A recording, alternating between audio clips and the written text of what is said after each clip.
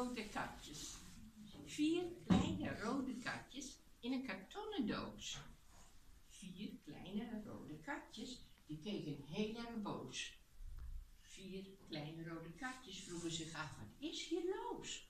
Waarom zijn wij opgesloten in deze kartonnen doos? 4 kleine rode katjes, die wisten nog van niets. Toen wilde een heel oud vrouwtje, die vond het ook maar niets. Ze nam zo'n heel klein katje, vol liefde op haar knie. Ze zei, ik wil er eentje. Toen waren er nog 3. 3 kleine rode katjes, nog in die kartonnen doos. Ze keken heel verwonderd. Ze keken niet meer boos. Er kwam een heel leuk kindje. Die vond die katjes lief. Ze zei, ik wil die hebben. En nam een katje mee. Toen waren er nog 2. 2 kleine rode katjes, samen in die nare doos.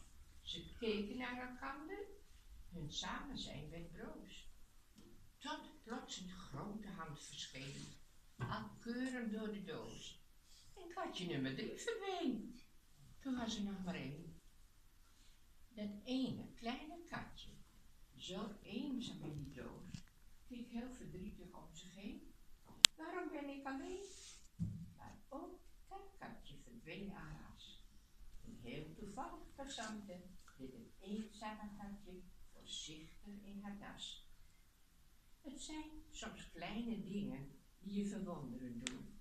Het gebeurde voor mijn ogen, zitten op het terras. Een moment om nooit te vergeten, die zondag in Ischia.